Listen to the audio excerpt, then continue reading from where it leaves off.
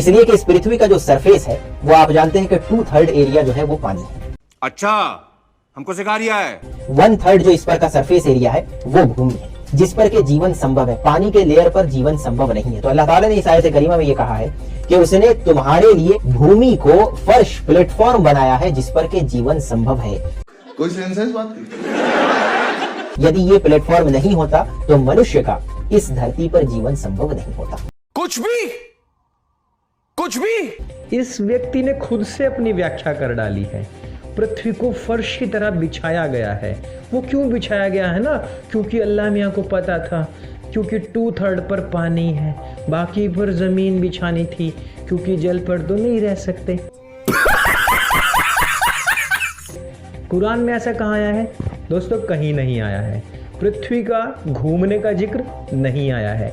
प्रत्येक जगह सूर्य के घूमने का जिक्र आया है। वल अर्द बअद ज़ालिका दहाहा, यहाँ धरती के बारे में कहा गया कि ये ऑस्ट्रिच के एग, ये अंडे की तरह है। दूसरे वस्तु के संबंध में अंडे कई प्रकार के होते हैं या कई आकार के होते हैं। इसमें भी यदि आप ऑस्ट्रिच के अंडे को जब देखेंगे और अर्थ का जो शेप डिस्कवर किया गया है उसके साथ जब उसको कंपेयर करेंगे तो आपको पता चलेगा जो बेस्ट सूटेड वर्ड हो सकता था आज से 1500 वर्ष पहले वो ऑस्ट्रिच का अंडा है।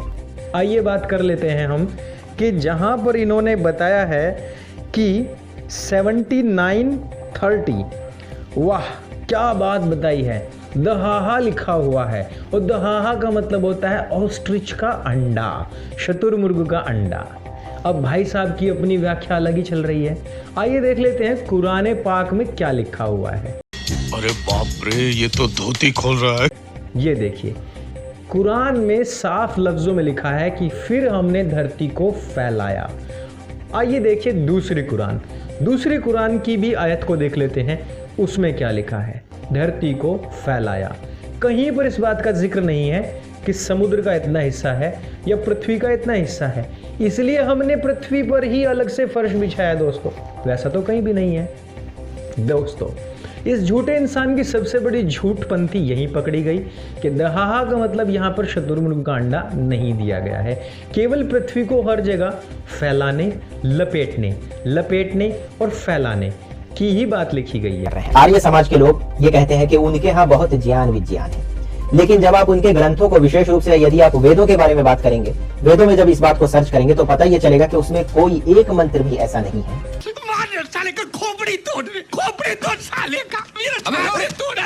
अगर दोस्तों इन झूठे लोगों ने इसी यजुर्वेद का, मैं जो अभी मंत्र आपके सामने मैंने पढ़ा है दोस्तों, वो आता है 1217वें पेज पर, 16वें और 17वें पेज पर आता है। लेकिन अगर इन्होंने 100वां पेज भी पढ़ लिया होता तो इनकी अक्ल के ढक्कन खुल चुके होते, अब तक ये टोपी गिर चुकी होती। उस पर क्या लिखा है? आयम गौहु प्रश्निर क्रमीद सदन मातरम पुरः पितरम च प्रियंस्वः।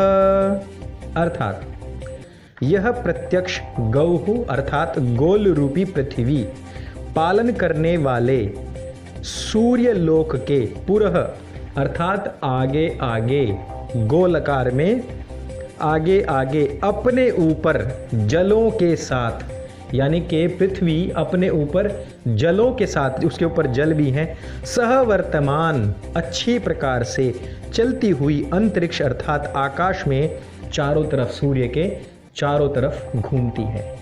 कितनी सारी बातें एक साथ बताई गई हैं कि यह जो पृथ्वी है गौहु अर्थात गोल रूपी, गो गमनात भी होता है, गो गमनात चलने वाली, गौहु अर्थात गोल। और कैसे चक्कर लगाती है? आक्रमित, चारों तरफ चक्कर लगाती है जल सहित। मनुष्य को जानना चाहिए कि जिससे यह भूगोल पृथ्वी जल और अग्नि के निमित्त से उत्पन्न अंतरिक्ष व अपनी कथा अर्थात अपने जल के सहित आकर्षण रूपी गुणों से सबकी रक्षा करने वाले सूर्य के चारों ओर क्षण क्षण घूमती है। इसी से दिन रात्रि, शुक्ल व कृष्ण पक्ष, ऋतु और अयन आदि काल विभाग क्रम से संभव होते हैं। पृथ्वी का शेप तो बहुत छोटी बात है। इस पृथ्वी के बारे में जैसा कि आप ये बात सब जानते हैं कि ये पृथ्वी सूरज के गिर्द जो चक्कर लगाती है उसकी स्पीड कितनी है, आप भी सुनकर के चौंक जाएंगे। 30 किलोमीटर प्रति सेकंड होती है। लेकिन जब लोगों का ये कहना है कि उनके ग्रंथों में ज्ञान विज्ञान है, परमपिता परमात्मा ने जिसने इस ब्रह्मांड की रचना की है उसने ज्ञान विज्ञान उन्हें बताया है, तो उनके ग्रंथों में तो इस तरह की डिटेल्स होनी चाहिए। ये जो पृथ्वी है ये सूरज के गिर्द इतने तेज रफ्तार के साथ जो है चल रही है, या ये है कि ये जो सरफेस है, जो अर्थ का रोटेशन है अपने एक्सिस पर, वो भी बहुत तेज स्पीड है। जो अर्थ का सरफेस स्पीड है वो भी इक्वेटर पर ऑलमोस्ट 0.5 किलोमीटर प्रति सेकेंड है।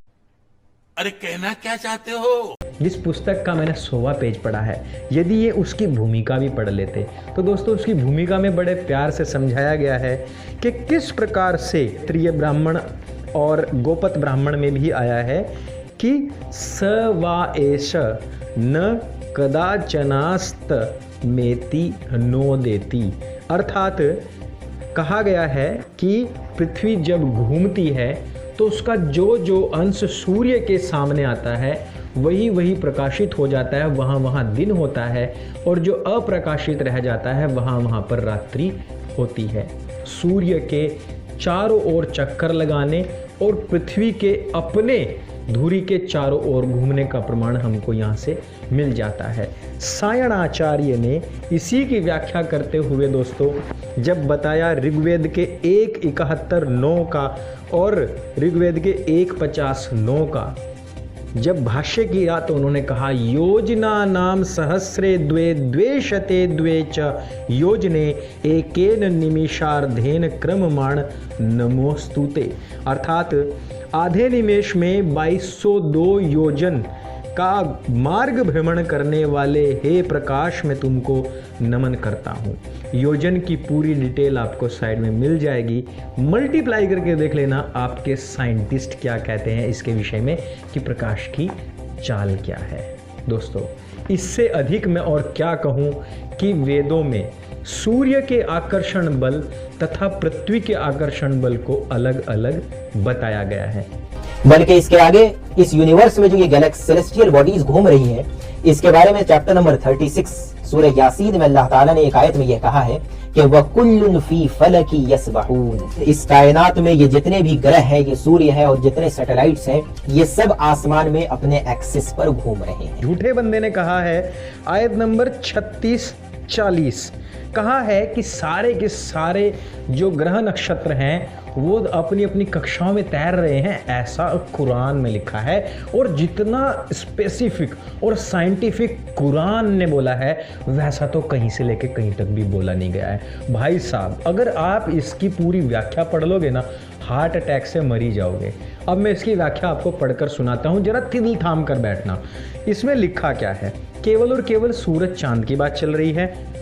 38 नंबर, और सूरज अपने मुकर्रर ठिकाने के लिए चला जाता है, यह सीधा हुआ है जबरदस्त साहिब इल्म का, अर्थात वो अपने ठिकाने पर चला जाता है, अर्थात सूर्य स्वयं घूमता है। आगे बढ़ते हैं, कह रहे हैं और रहा चांद उसके लिए हमने मंजिल मुकर्रर कर दी है, यहाँ तक कि वह फिर खजूर की पुरानी खमदार टहनी के मानिंद हो गया है। तो यहाँ सूरज और चांद की बात चल रही थी और लिखा है न सूरज ही से हो सकता है कि चांद को जा पकड़े और न रात दिन पर सबकत ले जा सकती है, सब अपने अपने मदार में तैर रहे हैं। अब सब की किन किन की बात चली है, यहाँ पर कोई शनि बृहस्पति शुक्र मंगल ग्रह की बात नहीं चली है, यहाँ केवल सूरज और चांद की बात चली है।